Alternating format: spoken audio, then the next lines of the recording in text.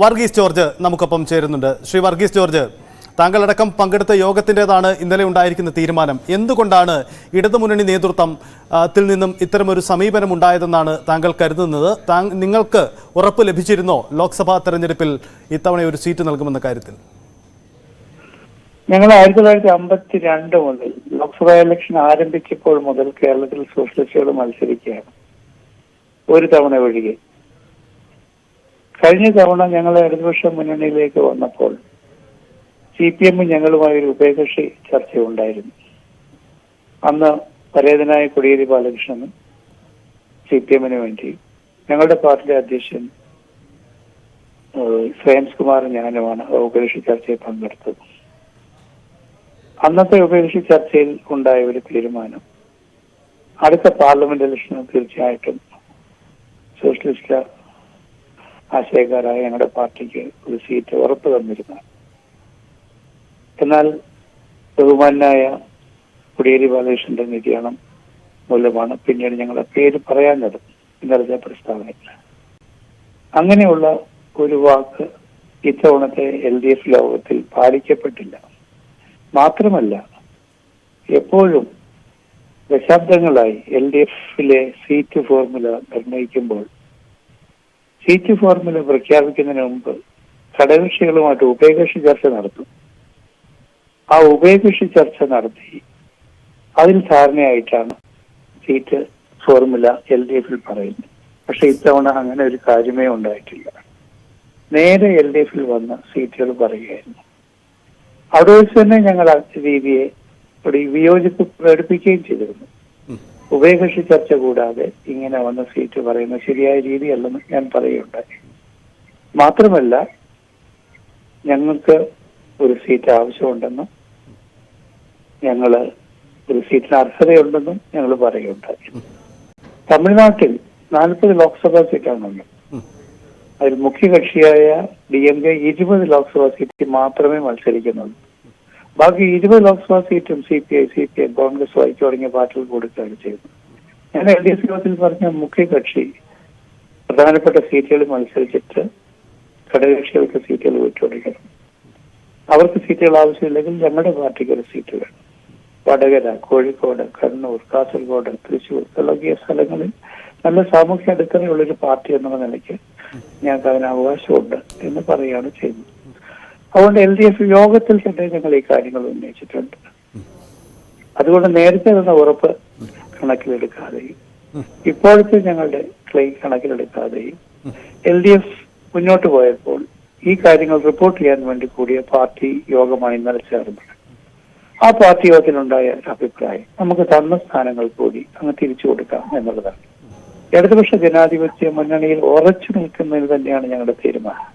ഇപ്പോഴത്തെ ദേശീയ രാഷ്ട്രീയ സാഹചര്യത്തിൽ വർഗീയ ശക്തികളെ നേരിടാൻ ഏറ്റവും ഫലപ്രദമായ മാർഗം ഇടതുപക്ഷത്തോടൊപ്പമാണ്. ഞങ്ങൾ ദശാബ്ദങ്ങളായി കേരളത്തിലെ ഇടതുപക്ഷത്തിന്റെ സഹയാത്രികരാണ്. അതുകൊണ്ട് കേരളത്തിൽ LDF-നെയും ദേശീയതലത്തിൽ NDA-യും ശക്തിപ്പെടുത്തുക എന്നുള്ളത് തന്നെയാണ് ഞങ്ങളുടെ തീരുമാനം. ഇത് ഞങ്ങളുടെ ഒരു പ്രതിഷേധം മാത്രമാണ്. ശരി, വർഗീസ് ജോർജ് സാറേ, ഒരു വ്യക്തത വരേണ്ട കാര്യം, ഇടതുമുന്നണി, ഇടതുപക്ഷം, ഇടതുചേരി എന്ന് പറയുന്നത് സ്വാഭാവികമായും കമ്മ്യൂണിസ്റ്റുകൾക്കൊപ്പം അവിടെ സോഷ്യലിസ്റ്റുകൾ കൂടി ഉൾപ്പെടുന്നതാണ്, അത് തർക്കമില്ല.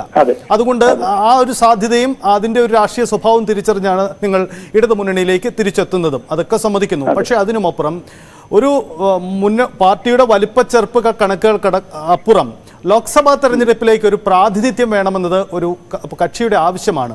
ഇവിടെ രണ്ട് തരത്തിലുള്ള അനീതികളുണ്ട് എന്ന് നിങ്ങൾ വിലയിരുത്തിയെന്ന് കരുതുന്നു. ഒന്ന്, മുൻ ധാരണ പാലിച്ചില്ല. മറ്റൊന്ന്, ഇത്തരമൊരു തീരുമാനം പ്രഖ്യാപിക്കുന്നതിന് മുമ്പ് ഒരു ആശയവിനിമയം പോലും നടന്നില്ല.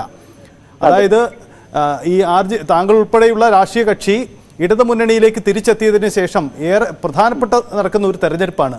ആ തെരഞ്ഞെടുപ്പിൽ തന്നെ ഇത്തരമൊരു ആശയവിനിമയം നടന്നില്ല എന്ന് പറയുമ്പോൾ ഇടതുമുന്നണിയിലേക്ക് തിരിച്ചെത്താനുള്ള രാഷ്ട്രീയ തീരുമാനം തെറ്റായിപ്പോയി എന്ന് വിലയിരുത്തുന്നുണ്ടോ? ഇല്ല, ഇടതുപക്ഷ മുന്നണി തന്നെയാണ് ഞങ്ങളുടെ സ്വാഭാവിക ജനങ്ങൾ. ഇന്നത്തെ ദേശീയ രാഷ്ട്രീയ സാഹചര്യത്തിൽ ഇടതുപക്ഷ പാർട്ടികളുമായിട്ടാണ് ഞങ്ങൾ ഒരുമിച്ച് പോരുന്നത്. പ്രത്യേകിച്ച് 1965 കമ്മ്യൂണിസ്റ്റ് പാർട്ടിയിലെ പിളർപ്പിന് ശേഷം എപ്പോഴും സോഷ്യലിസ്റ്റ് പാർട്ടിയും മാർക്സിസ്റ്റ് കമ്മ്യൂണിസ്റ്റ് പാർട്ടിയും നമ്മൾ ഒരുമിച്ചാണ് കേരളത്തിൽ പ്രവർത്തിച്ചിരുന്നത്. കേരളത്തിൽ ഇടതുപക്ഷ ജനാധിപത്യ മുന്നണി രൂപീകരിക്കുമ്പോൾ അതിന്റെ ആദ്യത്തെ കൺവീനർ ഞങ്ങളുടെ പാർട്ടിയാണ്, ടി. വി. ശങ്കരൻ. അതിനുശേഷം LDF കൺവീനർ വീരേന്ദ്രകുമാറാണ്. പിന്നീടാണ് CPM കൺവീനർഷിപ്പ് സ്വീകരിച്ചത്. അതുകൊണ്ട് LDFിലേക്ക് തിരിച്ചു വന്നതിൽ ഞങ്ങൾക്ക് യാതൊരു പശ്ചാത്തലമില്ല. ഞങ്ങളുടെ ശരിയായ രാഷ്ട്രീയ തീരുമാനമായിരുന്നു എന്നതിൽ യാതൊരു സംശയവുമില്ല. ഈ കഴിഞ്ഞ തിരിച്ചു വന്നതിന് ശേഷം ഉണ്ടായ അനീതിയെ കുറിച്ച് പറഞ്ഞ അക്ഷരാർത്ഥത്തിൽ ശരിയാണ്. ഒരു MLA ഉള്ള എല്ലാ പാർട്ടികളെയും LDFിലെ ഘടകകക്ഷികളിൽ ഒരു MLA ഉള്ള എല്ലാ പാർട്ടികൾക്കും മന്ത്രിസ്ഥാനം കൊടുത്തപ്പോൾ ഞങ്ങളെ മാത്രം ഒഴിച്ചു നിർത്തി. ഞങ്ങളെ മാത്രം ഒഴിച്ചു നിർത്തിയതിന്റെ ന്യായമായ ഒരു കാരണം പോലും ഞങ്ങളെ അറിയിച്ചില്ല. അന്ന് ഞങ്ങൾ LDFിന്റെ ഒരു ഡിസിപ്ലിൻ പാലിച്ച ഒരക്ഷരം പോലും പറഞ്ഞില്ല. പക്ഷെ ഈ ഒരു അവഗണനയോടെ വന്നപ്പോഴാണ് ഒരു പ്രൊട്ടസ്റ്റ്, ഒരു ഡിസിപ്ലിന്റെ പ്രൊട്ടസ്റ്റ് എന്നുള്ള നിലയിൽ ഞങ്ങൾ ഈ സ്ഥാനങ്ങൾ തിരിച്ചു കൊടുക്കുന്നത്. ഈ മന്ത്രി സ്ഥാനം ലഭിക്കാത്തതിൽ പരാതിയുണ്ട്, ഒപ്പം കൂടിയാലോചനകളില്ലാത്തതിൽ പരാതിയുണ്ട്, ലോക്സഭാ സീറ്റ് ചർച്ചകളിൽ പോലും പങ്കെടുപ്പിക്കാത്തതിൽ പരാതിയുണ്ട്. ഇത്തരം പരാതികൾ പറഞ്ഞ് RJD UDFിലേക്ക് മാറുകയാണോ, പുതിയൊരു രാഷ്ട്രീയ നീക്കത്തിന് ഒരുങ്ങുന്നു എന്നതാണ് രാഷ്ട്രീയ കേന്ദ്രങ്ങളിൽ നടക്കുന്ന ചർച്ച. താങ്കൾ അത് പൂർണ്ണമായും തള്ളിക്കളയുകയാണോ? അതെ, ഇനി UDFിലേക്കില്ല. UDFിൽ ഒരു ഹ്രസ്വകാലം ഉണ്ടായിരുന്നു. UDFിലേക്ക് പോകുന്ന പ്രശ്നമില്ല. ഇപ്പോഴത്തെ നമ്മുടെ ദേശീയ രാഷ്ട്രീയ സാഹചര്യത്തിൽ കേരളത്തിലെ LDFിനെ ശക്തിപ്പെടുത്തുക എന്നുള്ളതാണ് ഞങ്ങളുടെ മുമ്പിലുള്ള മാർക്ക്. പക്ഷേ അവിടെ പറയുമ്പോഴും ഒരു കാര്യം ഓർക്കണം, UDFിനൊപ്പം നിന്നപ്പോൾ MP വീരേന്ദ്രകുമാർ പാലക്കാട് മത്സരിച്ചിരുന്നു. ലോക്സഭാ തെരഞ്ഞെടുപ്പിൽ നിങ്ങൾക്ക് സാന്നിധ്യമുണ്ടായിരുന്നു, പ്രാതിനിധ്യമുണ്ടായിരുന്നു. ഇടതുമുന്നണിയിൽ വരുമ്പോൾ അത് നഷ്ടപ്പെടുന്നു. ഇടതുമുന്നണിയിൽ ഉള്ളപ്പോൾ എല്ലാ കാലത്തും ഞങ്ങൾ ലോക്സഭയിൽ മത്സരിച്ചിരുന്നു. കോഴിക്കോട്, വടകര, ഇവിടെ നല്ല ഞങ്ങൾക്ക് പ്രതിനിധികളുണ്ടായിരുന്നു. കോട്ടയം, മാവേലിക്കര മത്സരിച്ചിരുന്നു. മാവേലിക്കരയിൽ നിന്ന് വിജയിച്ചിരുന്നു. ഇടതുപക്ഷ മുന്നണി ഉണ്ടായപ്പോൾ 52 മുതൽ ഞങ്ങൾ എല്ലാ കാലഘട്ടത്തിലും ഒരു ഇലക്ഷനിൽ പോലും ഇടവേള ഇല്ലാതെ പാർലമെന്റിൽ മത്സരിച്ചിരുന്നു. അത് ഞങ്ങൾ മറക്കുന്നില്ല. പക്ഷെ ഇപ്പോഴത്തെ ഇടതുമുന്നണിക്ക് എന്ത് സംഭവിച്ചു എന്നാണ് ഞങ്ങൾ ആശ്ചര്യപ്പെടുന്നത്. ഈ ഇടതുമുന്നണിയെക്കുറിച്ച് പൊതുവിൽ കേൾക്കുന്ന ഒരു പരാതിയും ഒരു ആക്ഷേപവും അവിടെ ചർച്ചകളൊന്നും നടക്കുന്നില്ല. CPMഉം CPIയും പ്രധാനപ്പെട്ട തീരുമാനം ഉഭയകക്ഷി ചർച്ചയിലൂടെ കൊണ്ടതിന് ശേഷം വന്ന് റിപ്പോർട്ട് ചെയ്യുകയാണ്. അതിപ്പോഴും നടക്കുന്നുവെന്നാണല്ലേ? അങ്ങനെ തന്നെയാണ് സംഭവിക്കുന്നത്? അങ്ങനെയല്ല, ഇടതുപക്ഷ മുന്നണി ചർച്ചകൾ നടക്കുന്നുണ്ട്. ഞങ്ങളുടെ പാർട്ടി സാമൂഹ്യ നീതിയെ കുറിച്ചാണെങ്കിലും ജാതി സംസ്ഥയെ കുറിച്ചാണെങ്കിലും വിദേശ മൂലധനത്തിൽ നിക്ഷേപം വിദ്യാഭ്യാസത്തിൽ കൊണ്ടുവരുന്നതിനെ കുറിച്ചും സ്വകാര്യ മൂലധന നിക്ഷേപത്തെ കുറിച്ചും ഒക്കെ ശക്തമായി ഞങ്ങൾ അവിടെ സംസാരിക്കാറുണ്ട്. ഞങ്ങളുടെ നിലപാടുകൾ പറയാറുണ്ട്. ചർച്ചകൾ നടക്കുന്നില്ല എന്നുള്ളത് ശരിയല്ല. പക്ഷെ ഡിസിഷൻ മേക്കിംഗ് വരുമ്പോൾ ഈ ഒരു പ്രവണത കാണുന്നുണ്ട്. ഈ ലോക്സഭാ സീറ്റിന് അപ്പുറത്തേക്ക് 2.5 വർഷം പിന്നിട്ട ഒരു സർക്കാർ, പകുതി കാലയളവ് പിന്നിട്ട് കഴിഞ്ഞു. ഒരു മന്ത്രിസഭാ പുനഃസംഘടന പൂർത്തിയായി. പക്ഷേ അവിടെയും നിങ്ങൾക്കൊരു പരിഗണന കിട്ടിയില്ല.